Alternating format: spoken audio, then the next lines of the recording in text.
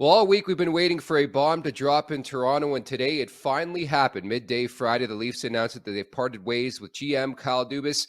I'm Nick Alberga. It's time for some instant reaction. For that, I'm happy to be joined by the president of hockey content for Daily Faceoff, the NHL insider of all NHL insiders, Frank Seravalli. Frank, thanks for doing this. Your initial thoughts on all this? Yeah, I think, look, this is sort of what everyone was bracing for in the sense that we're in the middle of Friday ahead of a long weekend.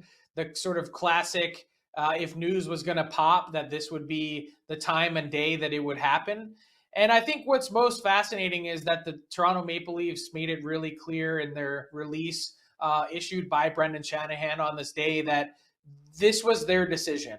This was not Kyle Dubas making this choice.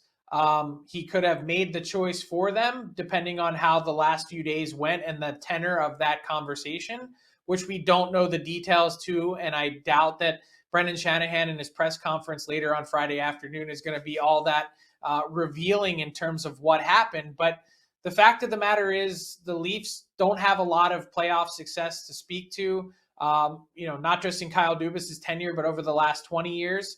And they're in a spot where they've got so many things that need to happen for this team moving forward, contractually, salary cap wise, who's going to make up the core four of this team moving forward. There's so many questions, and we're left with way more of them now, including who's going to be the next general manager of this team, than we have answers. Yeah, and I think that's the biggest fallout question is like who broke up with who. Like I was very curious to hear the comments of Kyle Dubas. I'm interested to get your sort of take and your response as to what he came out and said on Monday, where I thought it was kind of fascinating coming out of the podium and locker cleanout day that nobody was really talking and asking questions about some of the decisions he's made the last couple of years. I think it's been that way really from the start. There's been this idea that Kyle Dubas was anointed as this can't miss, gets everything right, so incredibly smart, doing things light years ahead of everyone else in the NHL, that I think has been a bit of a fallacy. And not to say that he hasn't done smart things or made the correct moves, but someone that I really expect that's in respect that is an NHL executive said to me earlier this week, if I handed you a roster of Austin Matthews, Mitch Marner, William Nylander, Nazem Kadri, Freddie Anderson, Morgan Riley 5 years ago and said, hey, go do something with this, to think that someone else couldn't have put this team in a better spot than they are right now, I think is crazy. Like what they accomplished with that group of players, which is really nothing, getting 11 wins is the closest you've been to a Stanley Cup. It's hard to imagine that someone couldn't, that seems like the lowest bar possible. And to think that someone couldn't do more than that, to be in a spot where you were taken to the woodshed on these second contract negotiations. And yes, the Leafs were backed into a corner with the flat cap pandemic. Like no one had a crystal ball and could see all this coming, the spot that they'd be worked into. But nonetheless, they made all these commitments. Kyle Dubas was promoted on May 11th, 2018. On July 1, he made his first signature move, and that was signing John Tavares. And you could argue that that's the wrench that's been in all of this that's happened since then in terms of roster construction, is they put themselves in this box and this spot. And how this all unfolded since then, including up and until the way that this week unfolded, there's no one to blame but the entire Toronto Maple Leafs organization, because they allowed Kyle Dubas to enter the last year of his deal. They allowed it to get to this point, and maybe that was all by design, but nonetheless, you're in a spot now where you have to pick up the pieces, and it sort of feels like in a lot of ways that a lot of this is fractured. It's broken, and the Leafs have some serious cleaning up to do. I think along the way, we've all lost sight in this market of the end game, the end goal, and that's the Stanley Cup. And maybe it's because they hadn't won a playoff series in 19 years, but the jubilation over that I thought was overdid a bit. And then you fall short in what they did in 5 games against the Florida Panthers.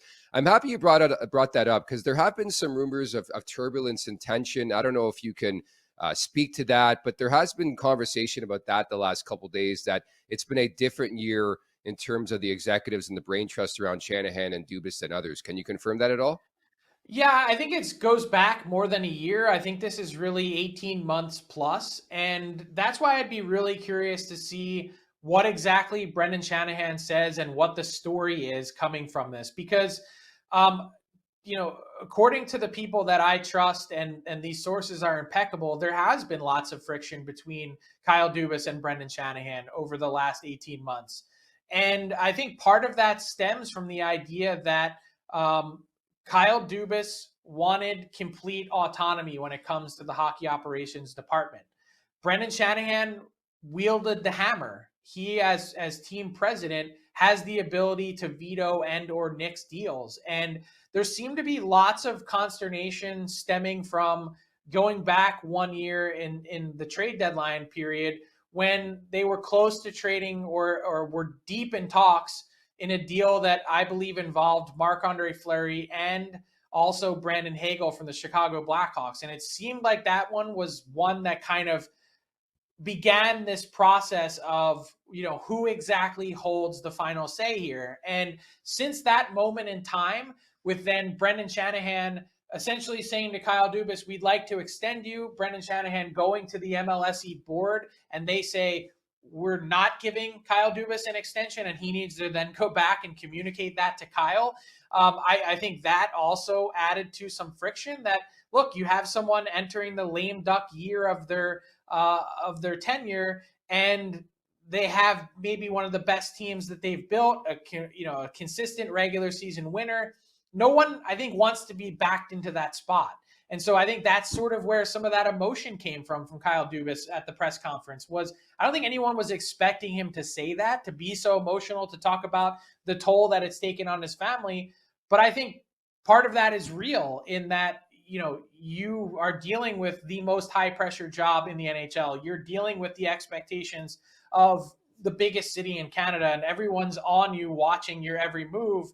Look, no one's going to be shedding tears for Kyle Dubas. He's an exceptionally well-paid person and had one of the best jobs in all of sport the last 5 calendar years plus. But at the end of the day, I think, to me, rather than get lost in the autonomy or the negotiation or whatever else, like, allow the results to speak for themselves. And to think that the Toronto Maple Leafs would be in a spot where they'd be, unable to continue to compete if Kyle Dubas isn't back as general manager, I think that's a fallacy as well. So maybe there was sort of that realization here. I don't know, again, what happened, but that, we'll make it. We'll survive if you're not back as GM. This can't be good for Sheldon Keith, can it? I don't think so. And I would imagine that was one of the big sticking points this week, because you heard the full-throated response from Kyle Dubas defending Sheldon Keith. Clearly, these guys are tied at the hip. They trust each other. They go back a long, long ways. And when you hear him say, hey, I really love the adjustments that Sheldon Keith made in the playoffs. And I was thinking, man, he was really out-coached by Paul Maurice in round 2. And that was just one part of it that, that kind of stood out to me as Kyle, like, read between the lines of Kyle Dubas essentially saying, my guy's in the crosshairs, and this is my chance to give a response publicly to everyone that wants to see a coaching change. I think that was sort of one of the bare minimum changes I would imagine that the Leafs board and MLSE would probably like to see happen. Is like, could you imagine if they were in this spot where Kyle Dubas was coming back, Sheldon Keith was coming back, and then they twist themselves into a mental pretzel this summer and say, geez, we can't really find a way to win any trades with any of these core 4 pieces. I'm really going to call it the core 3 because I don't include John Tavares in that. And then you're running it back again. Like, I just think from a pure marketing standpoint, presentation to the market, that would be untenable. There's no way you could do all of those things. And so if, the 2 of those first things were already checked off on the list, Dubas back, Keith back, well, then who knows what happens on the transaction and trade front, that maybe you're setting yourself up for that. And that also wouldn't play well. Right there with you. I thought that would have been the definition of insanity, to quote, run it back. Last one for you. I think there's some general concern out there now when it comes to negotiations this summer with the likes of Austin Matthews and Nylander, knowing sort of the relationship with Kyle Dubas. What do you make of that? I think that's the most fascinating part of this, is the fallback of what comes next. Because, look, I think however small the number is, But the percentage chance that Austin Matthews decides to not re-sign with the Toronto Maple Leafs, I believe that number has now multiplied today. I don't know the factor, but without Kyle Dubas coming back, they really were super tight, got along well. There was a trust factor. Austin Matthews knew what to expect from the way Kyle Dubas does business. He knows what to expect in terms of the plan and what they're building. And now there's this sort of theater of the unknown. And not to say that Austin Matthews won't resign, but I think that there was certainly a thought process in the Austin Matthews camp of, hey, this is someone that we really trust and want to play for. And now that he's not back, I think you're now raising the question that, the chance that he doesn't decides to not come back. And when you consider all of that, like, again, I think everything should be up for grabs and on the table. So much of what happens next with Austin Matthews is going to be told by the number that he asks for. Because if it's out of sight, out of mind, I think the Maple Leafs are going to have a really tough decision to make, but it might be the right one because I think, you can criticize Mitch Marner and you can criticize William Nylander if you want, even though he's one of your better playoff players. I mean, Wayne Gretzky said it on TNT on Thursday night. The Toronto Maple Leafs had guys on a milk carton in these playoffs. And Austin Matthews, he had a great signature moment in the comeback against Tampa, but he left so much to be desired in round 2 after a really average regular season for a guy that certainly didn't play up to his payday. And if he's looking to set another, make another statement, set a record, I don't know how you could possibly just say, here's a blank check, because I think everything needs to be pretty closely scrutinized. At the end of the day, it is a business that is for certain. Again, you could subscribe and follow at the Leafs Nation 401. Frank, thanks so much for this. Thanks, Nick.